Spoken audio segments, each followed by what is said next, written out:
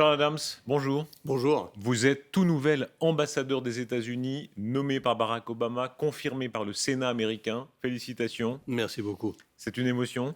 Oui, en réalité, tout à fait. C'est un aboutissement pour une personnalité que les Suisses connaissent bien, hein. Pendant toutes ces années, vous avez été un peu le monsieur administration Obama dans les médias suisses et parlé évidemment pour ce président que vous avez soutenu depuis toujours. On va parler de ça, l'actualité, parfois défavorable aux États-Unis, les écoutes, les drones, parfois saluées comme l'Obamacare notamment, mais aussi les relations avec Cuba. Un mot d'abord encore sur ces fonctions d'ambassadeur. C'est quelque chose, hein, dans l'imaginaire américain. Je crois que les grands noms, les Jefferson, les Benjamin Franklin, étaient ambassadeurs depuis les fondations. C'est que c'est un rôle qui, dans l'histoire des États-Unis, représente quelque chose. Dans mon cas, mon père a été diplomate de carrière. Hein.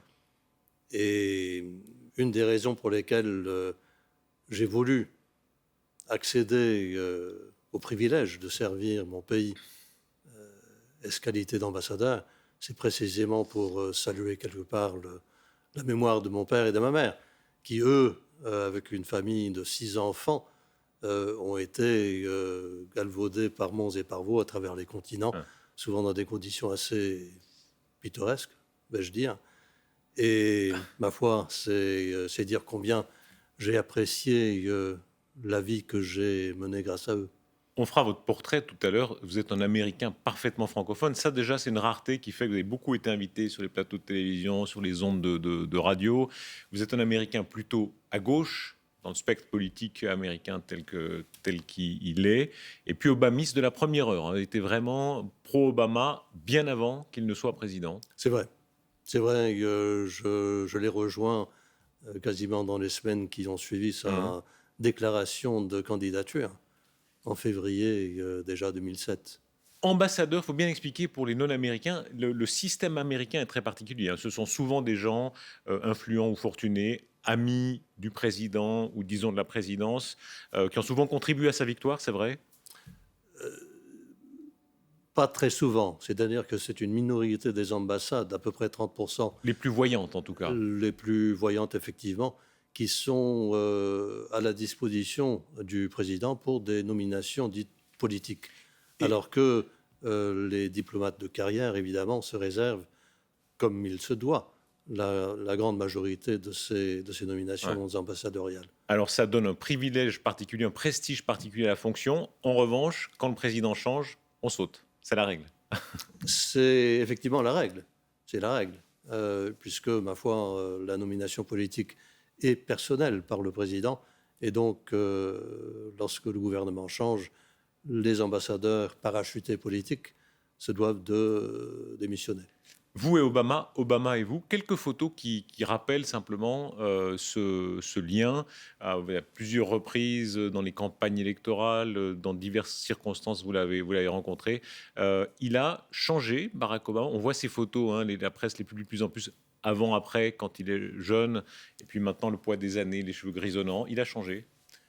Précisément en ce sens-là. Mais le personnage lui-même demeure intègre et égal à lui-même depuis son premier jour et jusqu'à aujourd'hui. Et malgré les tourmentes, les responsabilités pesantes de ces 2 mandats, Mhm. il reste l'homme que j'ai eu le plaisir de rencontrer pour la première fois en 2004 à la Convention nationale du Parti démocrate à Boston. Le miracle Obama qui fascinait tellement au début, un homme métis venant d'origine tellement peu conventionnelle, hein, ça continue de fasciner, Ça reprend, je suis tenté de dire. hein. Obama, en ce moment, a le vent en poupe pour ce dernier tour de piste. Il lui reste 1 an et demi dans son 2e mandat. Hein. Je crois qu'il se passera des choses importantes. D'ailleurs, ça commence déjà à devenir le cas. Il faut rappeler qu'on peut plus être candidat dans son cas, hein, donc 2 mandats et c'est fini. Voilà, Euh, 2 petits tours et puis s'en va. enfin, tour président des États-Unis, ce sont des très très grands tours. On dit que les présidents souvent sur la fin changent. Dans quelle mesure? Je pense qu'ils sont libérés, si vous voulez, des contraintes politiciennes Mhm. et sont aptes à s'exprimer davantage et à faire abstraction des contraintes sous lesquelles ils ont vécu. Et c'est le cas c'est très clairement de Barack Obama en ce moment. Qui étaient vos favoris avant lui? Alors, on cite en général Kennedy, Clinton, dans votre camp, hein, dans les démocrates. Qui vous a marqué? Ceux que j'ai connus de mon vivant d'électeur, Hein? effectivement, John Kennedy en tout premier. J'ai beaucoup d'admiration pour Jimmy Carter, dont la présidence a été particulièrement pénible, Ouais. qui a Qui a été perdu beaucoup été d'ailleurs, attaqué, hein? qui a été très très attaqué, très controversé et battu lorsqu'il s'est représenté, qui a eu une post-présidence absolument exemplaire et continue d'ailleurs à l'âge de 92 ans à briller en ce sens. Charles Adams, on reparlera de l'Amérique qui fait rêver, qui plaît, etc., qui charme. Il y a l'autre Amérique qui fait peur, qui choque souvent. Ça a été l'affaire des écoutes. Elle est depuis quelques mois omniprésente. Vous comprenez le point de vue des Européens ou des Suisses d'ailleurs qui sont profondément choqués qu'il y ait eu pendant toutes ces années ce programme massif d'écoute américaine. On n'a pas besoin d'être européen ou suisse pour être choqué. Bien sûr que je suis choqué là. Il y a énormément d'Américains qui sont choqués. Euh, c'est souvent une question de génération, curieusement. Les jeunes qui vivent dans la transparence, presque l'exhibitionnisme, si vous voulez, à travers l'électronique et la facilité, vais-je dire, de la transmission électronique du détail de la vie, de l'intime. Sont moins choqués. Le côté Orwell ne les gêne pas parce que de toute façon, sur Facebook et autres, Voilà. ils sont transparents, ce que vous voulez Tout dire. à fait, absolument. Alors que les gens, disons, d'un certain âge, trouvent que c'est dangereux, c'est une ingérence, qu'il faut veiller très très attentivement à la dérive. Du point de vue européen, il y a eu des révélations qui ont beaucoup heurté, par exemple sur le toit de certaines ambassades américaines, ces systèmes d'écoute plus ou moins camouflés par des bâches. Il y a eu le cas de Paris récemment, mais avant ça, on avait parlé de Berlin. Vous savez qu'il y a un certain nombre de gens qui disent, un député français a dit ça, on ne peut pas être ami des États-Unis, on est ou bien ennemi ou bien féal soumis. Est-ce qu'il y a une part de vérité? Ma foi, dans une certaine mesure, il faut reconnaître que tout le monde le fait. Chacun selon les moyens dont il dispose. Là où ça devient effectivement extrêmement gênant, c'est de se faire attraper. Tant qu'on ne se fait pas attraper, c'est moins grave, c'est ça que Je je crois voulais que dire. c'est un peu passé dans les mœurs, qu'on le veuille ou non. Ce n'est pas pour autant qu'on puisse l'approuver et encore moins de l'applaudir. La vieille expression de Jefferson, je crois, l'empire de la liberté pour désigner l'Amérique, ce côté évidemment la liberté, mais toujours la tentation impériale. Il y a une part de vérité toujours. Vous êtes impériaux. Non, je ne dirais pas impériaux et encore moins impérialistes. Mais c'est vrai que l'Amérique et les Américains aiment volontiers penser qu'il y a quelque chose de tout à fait exceptionnel dans l'organisation, l'histoire, la trajectoire, la vocation de la République. Et est-ce qu'il n'y a pas quelque chose de toujours ambigu dans votre histoire? Seconde Guerre mondiale, vous vous battez courageusement, mais en même temps, vous avancez vos pions. Plan Marshall, très généreux, vous aidez, mais il faut que les gens boivent plus de Coca-Cola. C'est l'éternelle ambiguïté, non? C'est l'ambiguïté de l'intérêt des États dans leur démarche, certes. Certes, c'est une ambiguïté qui est éternelle et qui le sera toujours. Est-ce que ça vous est arrivé, vous êtes fier d'être américain, bien sûr, vous êtes ambassadeur en main, ça vous est arrivé d'être un peu honteux d'être américain? Parce que quand on dit quelque part qu'on est américain, les gens vous disent guerre d'Irak, Guantanamo, Bush, etc. Écoutez, honteux, non. Contestataire, certes. Il y a eu plein de choses qui m'ont choqué en tant que citoyen américain et contre lesquelles j'ai protesté, dont la guerre du Vietnam, dont encore aujourd'hui Guantanamo. C'est le propre de chaque citoyen sensible. Et ma foi, on en parle volontiers lorsqu'on est à l'étranger. Parfois, on cherche à expliquer. On ne cherche pas à justifier ce qui est injustifiable. Ce qui s'est bien passé dans les semaines et les mois précédents pour l'administration que vous représentez, c'est l'Obamacare. C'est une réussite de Barack Obama. On avait tellement dit qu'il ne faisait pas passer les réformes emblématiques. Là, il a réussi. Ça, c'est vraiment un cap, hein. C'est effectivement une importante victoire. Ça fera partie, je crois, du legs historique de cette administration. Le vieux reproche qu'on faisait à la société américaine d'être tellement dure, hein, avec les faibles, là, une page s'est tournée. C'est une page qui s'était tournée en matière de sécurité Mhm. sociale déjà il y a 65 ans, lors de l'époque de Franklin Roosevelt, Mhm. tout aussi comme celui de l'assurance contre le chômage. Ce sont des acquis sociaux qui remontent heureusement à plus d'un demi-siècle. Il a fallu attendre Barack Obama et son gouvernement pour faire passer quelque chose qui est un acquis en Europe, dans quasiment tous les pays, depuis peu de temps après la Deuxième Guerre mondiale. Qu'est-ce qui changera, très, très simplement dit, pour l'Américain moyen? L'Américain moyen et l'Américain disons, de moyens Plutôt moins que limités. moyen, ouais, c'est lui. Voilà. Le fait d'être assuré contre les aléas de la santé, sans que cela n'entraîne immédiatement une faillite et une banqueroute. C'est L'au- très très important. L'autre fait société, ça a été le mariage gay. Ça, c'est vraiment une révolution, hein. Quand on imagine, il y a eu des très beaux dessins de dessinateur Chapat en Suisse qui se moquaient de ça. Il imaginait un Américain des années, d'il y a 100 ans, penser qu'il y aurait l'Obamacare, mais qu'il y aurait le mariage gay. C'est une révolution. Il n'y a pas besoin de remonter à 100 ans, vous savez. Je pense qu'il y a 10 ans, personne n'aurait pu imaginer cela.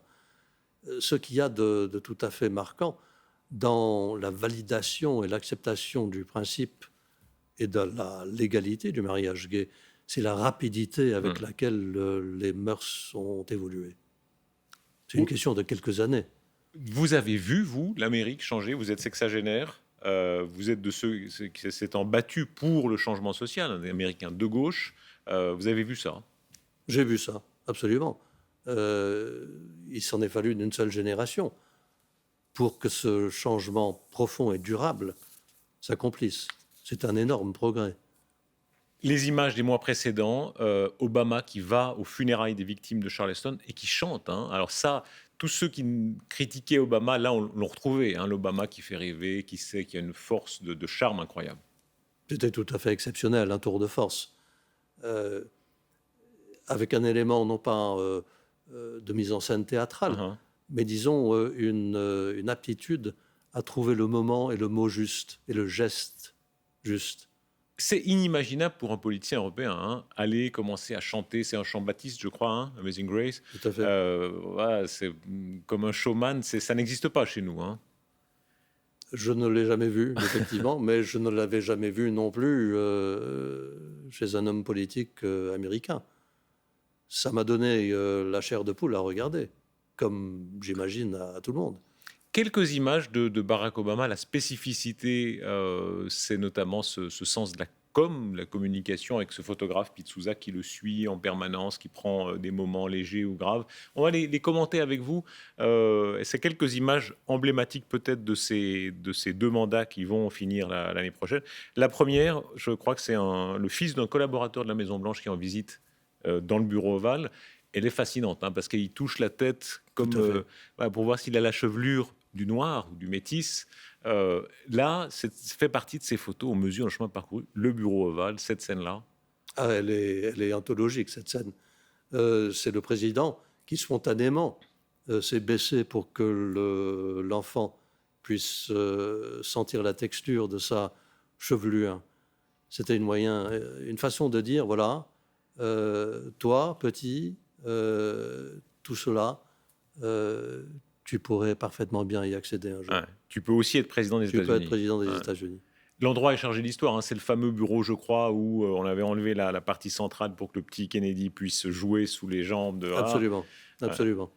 C'est une photo absolument magnifique. Le sens de la com américain, vous êtes des génies pour ça, hein. Par rapport à nous, on est toujours un petit peu empêtrés, etc. Et vous savez vous vendre, pour dire les choses franchement, mieux que personne. Ça reste un avantage américain.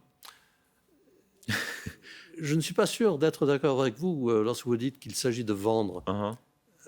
Pour en revenir à ce geste de la part de Obama, très très puissant, très très marquant. Il était spontané, il était volontaire. C'était pas du tout avec l'idée de laisser cette marque-là de sa personne et de sa relation avec son entourage. C'est vrai que l'image est extrêmement parlante et c'est peut-être l'utilisation qu'on peut en faire qui est différente aux États-Unis. Deuxième photo, c'est un Obama plus mondain. Elle est très connue, cette photo aussi, hein. Toujours ces photos de Pete Souza, donc le photographe de la Maison-Blanche, qui a l'air heureux. Ça doit être une fin de soirée, une fin de gala, etc. Avec le côté évidemment un peu jubilatoire. Qu'est-ce qu'elle évoque pour vous, cette photo? Eh bien, ça correspond à un aspect de Barack Obama qu'on ne voit pas si souvent que ça. Un Obama un peu grégaire, très très décontracté, qui est tout à fait disposé à se moquer de lui-même. Très très charmant et très charmeur. On a beaucoup dit le faux cool, l'homme froid, carriériste, etc. Vous témoignez du contraire, hein. Ah, je témoigne absolument du contraire. C'est un homme d'une forte sensibilité. Une photo encore. Elle fait partie de ces photos qui ont beaucoup tourné. C'est avec la première dame, Michelle Obama. Elle aura beaucoup compté, hein, quoi qu'on en dise. Peut-être une de celles des premières dames qui ont le plus compté. Certes, elle a joué un rôle extrêmement important. Elle continue à jouer un rôle extrêmement important. Non seulement dans le soutien au quotidien qu'elle apporte à son mari dans l'exercice de ses lourdes fonctions, mais de manière autonome, en apportant son soutien à toute une série d'initiatives auprès des jeunes, auprès des anciens combattants, auprès des femmes qui ont fait d'elle une personnalité politique à part entière de son propre droit.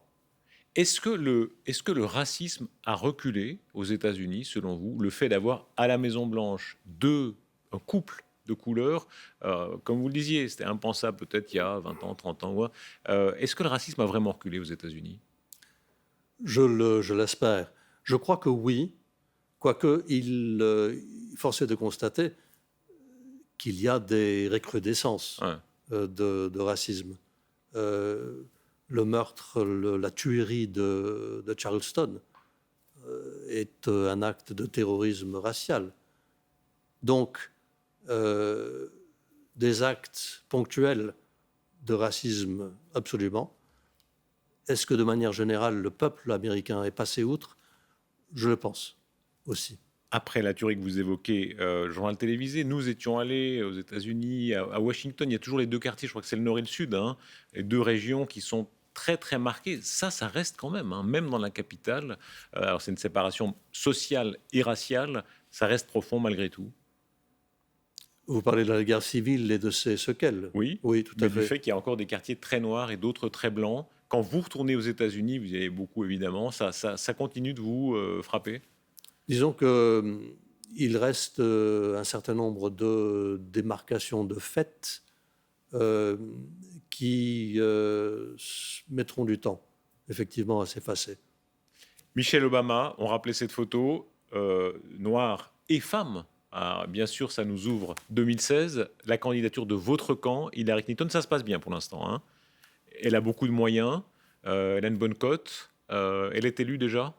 Écoutez, tout d'abord, il faut que je vous dise que depuis que j'ai pris mes nouvelles fonctions, je n'ai plus de camp politique. C'est vrai. Donc je suis d'une stricte neutralité. Votre camp d'origine, disons alors. Mais parlant de mon camp d'origine, effectivement, il serait surprenant que Mme Clinton ne soit pas la candidate investie par le Parti démocrate.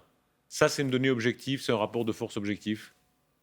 Je pense, effectivement, à ce stade. Quoique, elle a pour l'instant un contradicteur qui est le sénateur socialiste du Vermont, le sénateur Bernie Sanders. Qui a peu de chance. Objectivement parlant, qui a peu de chance, mais enfin qui anime les débats et qui, ma foi, joue un rôle, je pense, constructif dans la dynamique du parti. Il y a beaucoup de légendes sur les présidents américains. On dit par exemple qu'il n'y a jamais eu de chauve, ou bien on parle d'alternance, etc. Il y a plein de trucs comme ça. Évidemment, il n'y a jamais eu de femmes. Ça, c'est possible d'après vous, aujourd'hui?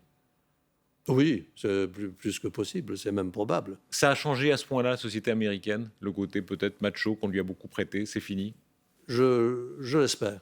Je pense que la candidature d'une femme aujourd'hui n'est pas tout aussi révolutionnaire que cela aurait pu être il y a seulement 10 ou 15 ans. Rendez-vous en tout cas en 2016. Une photo encore d'Obama, parmi celles qui ont été le plus commentées, c'est l'Obama qui se regarde simplement, hein. C'est toujours ces photos de Pete Souza. Obama qui se regarde. Le jugement de l'histoire, le moment où il faudra prendre congé, l'héritage, ce sera quoi d'après vous? Obamacare, Ouais. avant toute chose. Et je pense peut-être, avec Obamacare, une série d'initiatives durables en matière d'ouverture de commerce international, la reprise de relations et de dialogue normal avec Cuba. Cuba, hein, c'est une révolution. Depuis plus de 50 ans, c'était impensable. Ils ont renoué, rouvrir l'ambassade. Voilà, ce sera le cas. C'est un événement important, absolument. Il s'en est fallu de plus de 50 ans pour en venir là. Cette présidence l'aura réalisé. Vous entendez tous ceux qui disent, qui sont déçus, hein, qui restent déçus des années Obama, qui avaient l'impression que ce serait voilà, le grand vent de l'histoire, qui disent au fond, est un gestionnaire très très solide, mais pas un révolutionnaire. Qu'est-ce que vous leur répondez? C'est vrai, et tant mieux. C'est un gestionnaire solide, mais qui a de la suite dans les idées malgré tout.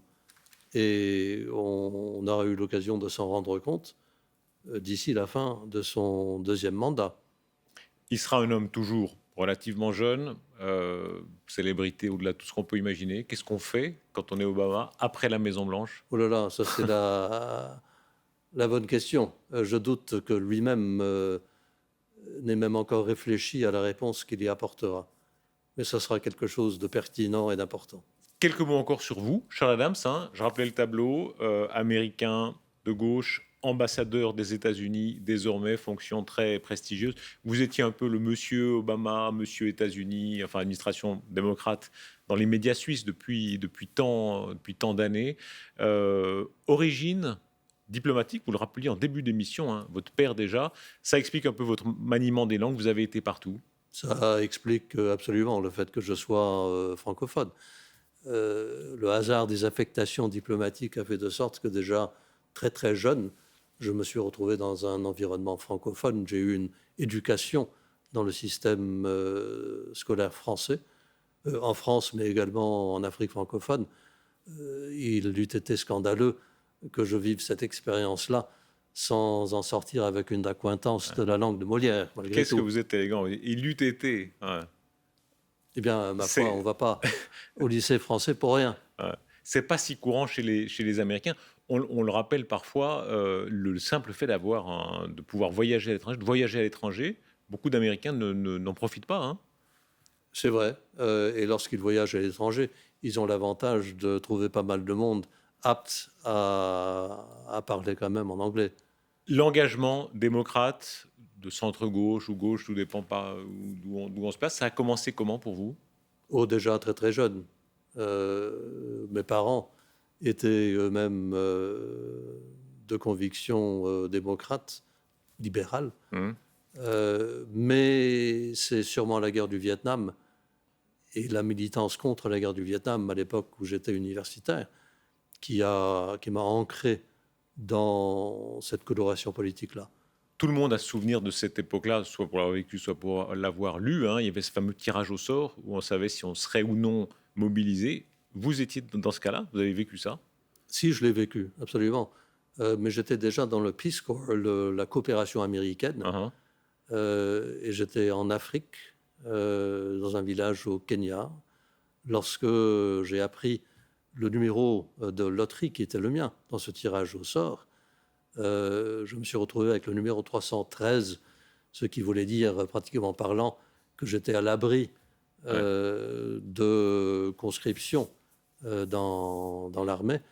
Je suis malgré tout resté encore une année au Kenya plutôt que de repartir directement vers l'aéroport, ce qui a été, malheureusement, c'est honteux de le dire, le cas d'un certain nombre d'autres volontaires du Peace Corps à l'époque. La jeunesse américaine de l'époque, radio, estudiantine, vous avez vécu tout ça, hein. C'était un âge d'or, franchement.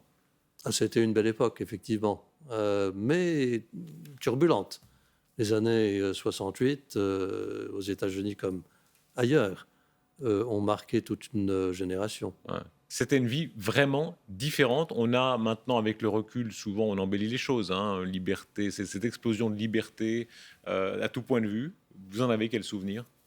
Ah, je crois que ça sera une époque tout à fait exceptionnelle, encore dans quelques générations qui en parleront. C'est un peu comme on parlait, j'imagine, en France, de 1789. Ouais. Il y a des choses importantes qui restent quand même dans l'histoire. Charles Adams, l'histoire qui tourne, hein. Vous serez désormais ambassadeur des États-Unis, donc vous quitterez la Suisse. Quel souvenir de la Suisse? Vous y avez été combien d'années? J'étais 28 ans en Ouais. Suisse et je ne quitterai pas la Suisse puisque nous gardons de toute manière toute notre infrastructure à Genève, avec le projet de revenir bien évidemment à Genève au terme de cette mission ambassadoriale. Qu'est-ce que ça représente pour vous, la Suisse? C'est chez moi, actuellement, Hein? tout à fait. Le goût de la Suisse, c'est quoi pour un Américain?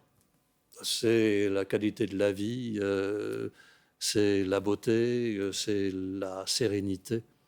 C'est un pays où il fait extrêmement bon vivre et il faut s'en rendre compte. Vous savez, ça a été pour moi, dans le métier qui a été le mien, un choix électif quotidien, puisque j'aurais parfaitement pu faire ce que j'ai fait depuis pas mal de décennies, depuis Vladivostok ou le Pérou. Mais tous les jours, je me suis félicité d'être là où je suis et là où je reviendrai.